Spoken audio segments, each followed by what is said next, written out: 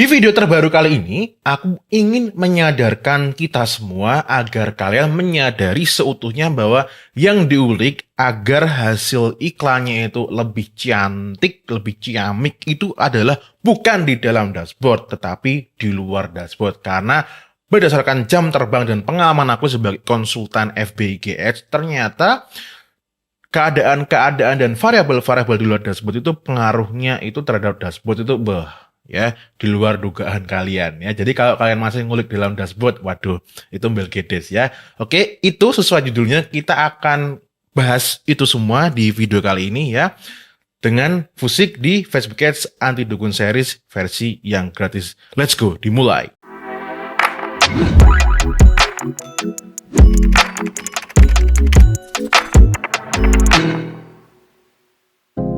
Disclaimer sebelum mulai ya, aku sarankan teman-teman kalau belum bisa membaca data hasil iklan conversion atau sales di Facebook Instagram Ads, teman-teman silakan ikutin dulu video yang pernah aku bikin ini ya.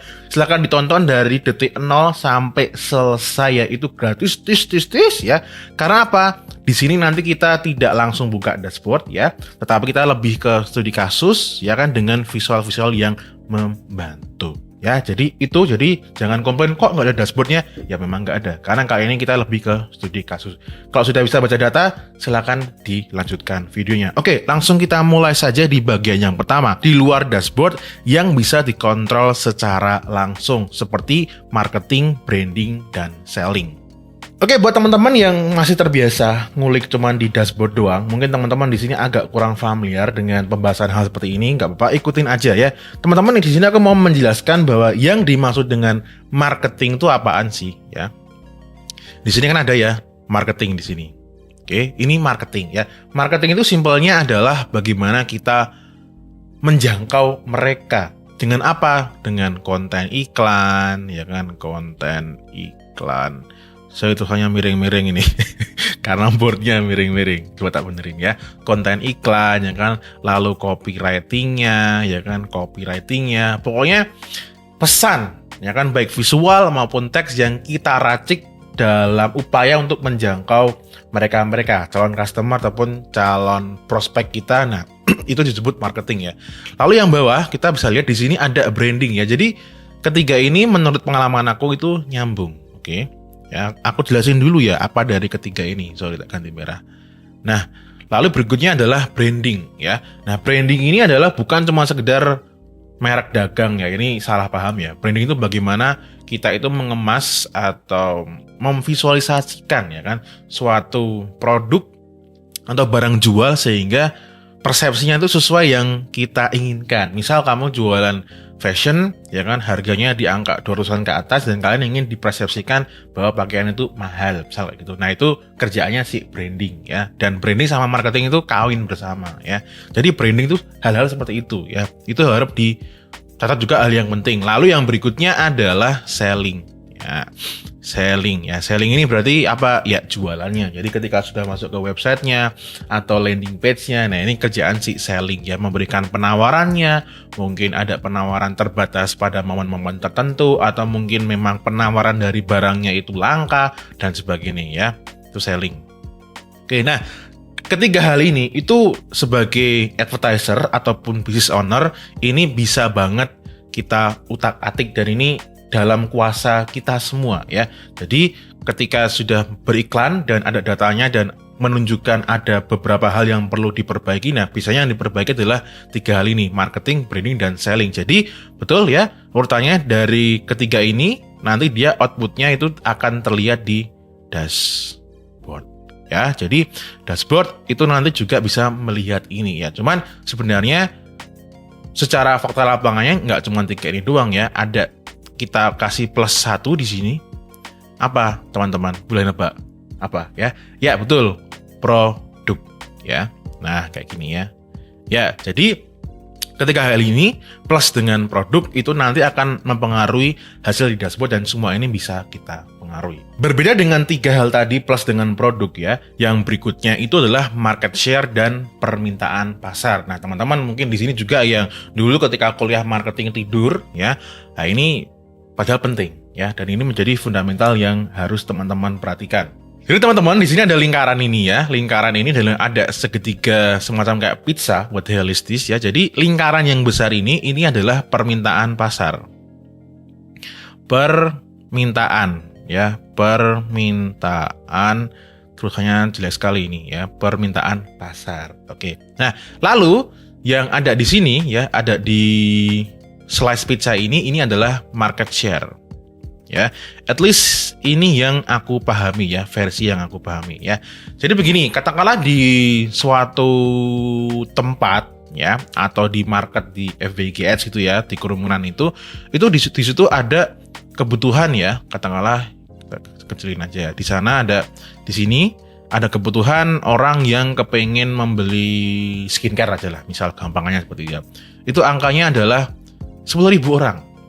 Ya kan, sedangkan di sini sudah dipecah-pecah ya, 10.000 orang tuh ada yang brand A dapat sekian, brand B, C dapat sekian, gitu kan. Nah, di sini adalah market share yang kamu sedang garap, misalnya itu, yang kamu punya sekarang misalnya. Katakanlah di sini kalian mendapatkan jumlahnya 500. Nah, misal kayak gini ya. Nah, ini maksudnya apa sih sama yang di luar dashboard itu ya? Jadi gini, supaya lebih gampang tak berikan gambaran studi kasus ya.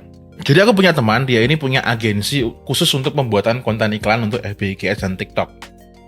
Dia mengakui bahwa seberapapun dia ngegas budgetnya, ya kan, itu penghasilannya per bulan itu nggak akan tembus di atas angka sekian gitu. Dan ya memang faktanya seperti itu, dan itu juga membuktikan bahwa oh ternyata di pembuatan konten iklan itu marketnya cuma segitu doang. Dan ini juga terjadi di beberapa klien aku ya, mengeluh kesahkan bahwa udah mencoba ya kan meng-up budget sampai sekian tapi kok hasilnya cuma segitu doang. Nah, itu bisa terjadi karena apa? Karena yang pertama ya permintaan pasarnya cuma segitu doang. Lalu yang kedua, nah mungkin kalian cuma dapat bagian yang seuprit karena kompetitornya itu sudah terlalu banyak. Nah, jadi hal-hal seperti ini mohon kalian itu pertimbangkan supaya apa, teman-teman tuh nggak halu ya kan. Kok hasilnya cuma segitu doang? Jangan-jangan algoritma FBGS-nya enggak ya. Ini karena keadaan market pasarnya ya. Jadi kalau misal ketemu produk yang mentok, coba ganti produk aja ya. Oke, next. Oke, yang berikutnya adalah beberapa case studies ya yang dialami oleh klien-klien yang pada saat itu konsultasi dengan aku ya. Yang pertama adalah produk saturated ya kan. Nah, ini kayak yang tadi ya, produk saturated itu bisa terjadi karena marketnya tadi yang sudah marketnya cuma sempit dan persaingannya terlalu besar, dan itu menjadi saturated. Saturated tuh ya lu lagi misalnya kayak itu. Jadi orang udah jengah. Dan itu klien aku, klien yang konsultasi offline. Nah, ini nih orangnya ya. Itu dia di pertemuan sampai pertemuan kedua ya, itu ternyata hasil iklannya kurang bagus. Terus aku tanya, coba dong bosmu itu punya produk yang lain enggak? Karena kebetulan dia seorang advertiser di sebuah perusahaan. Dan dia bilang, oh ada mas, coba nanti di pertemuan yang ketiga saya upayakan sudah ada hasil iklan dari produk yang baru. Nah, dia ngiklanin produk yang baru, hasilnya jadi lebih bagus. Ya, jadi itu bisa terjadi. Lalu studi kasus yang kedua itu adalah pengaruh situasi dan kondisi dunia ya. Jadi dulu ya, ketika awal-awal pandemi kita tahu bahwa keadaan ekonomi dunia, keadaan ya di sekitaran kita itu kan agak carut-marutnya gitu ya. Kalau kalian masih ingat itu ya. Nah, salah satunya adalah ada beberapa produk itu yang menjadi lebih laku dan ada beberapa produk itu yang menjadi tidak laku ya. Nah, salah satunya adalah produknya klien aku itu yang pada saat itu susah sekali laku gitu. Karena terjadi apa? Pergeseran perilaku. Aku lupa produknya apa tepatnya. Lalu dia ngide untuk tanya ke salah satu kurir andalannya dia tuh kan. Sekarang apa sih produk yang lagi laku gitu kan? Karena kan kurir punya datanya ya. Oh, produk ini untuk membantu kehamilan gitu. Karena kan orang COVID terus pada seringnya lebih di rumah, terus jadi kepengen esek-esek kan gitu. Nah, akhirnya dia memutuskan untuk mencoba testing produk untuk kehamilan. Kebetulan dia seorang brand owner yang memang punya produk itu. Dan dicoba dan hasilnya luar biasa, jauh lebih bagus daripada produk yang sebelumnya. Jadi kondisi dunia itu mempengaruhi juga hasil dashboard. Lalu yang ketiga ya, studi kasusnya itu adalah tentang ini ya, jualan sirup madu kesehatan bocah. Nah, teman-teman, kemarin itu kita sempat ya mendapatkan bukan teguran ya, kayak pengumuman dari pemerintah bahwa pemerintah itu untuk sementara waktu melarang untuk pihak-pihak yang jualan obat itu untuk tidak menjual produk-produk dalam bentuk sirup gitu. Nah, itu klien aku juga berdampak ya. Padahal sebelumnya lumayan, tapi kali ini itu menjadi lebih parah lagi ya. Karena apa? Karena ada kondisi seperti itu yang ya mau nggak mau berarti kan ini ya perilaku calon customer menjadi terpengaruh. Oke, dari semua penjelasan yang aku jelasin panjang lebar tadi ya, itu teman-teman nanti dengan melihat dashboardnya, melihat keadaan-keadaan di luar dashboard, lalu kalian bikin asumsi. Apa sih yang aku ingin tes pertama, ya kan? Mungkin mengangkat suatu isu, ya, itu bisa dengan apa konten iklan baru, mengangkat isu yang baru. Kalau memang dirasa produknya yang sudah nggak masuk akal, ya kan, karena keadaan-keadaan tadi, ya udah coba switch produk ya. Nah, ini kalau memang punya produk yang lain, ya, karena kan kalau brand owner udah nyetok kan nggak mungkin ya produknya udah ada terus cuma sebatas dibuang ya. Jadi itu pertimbangannya.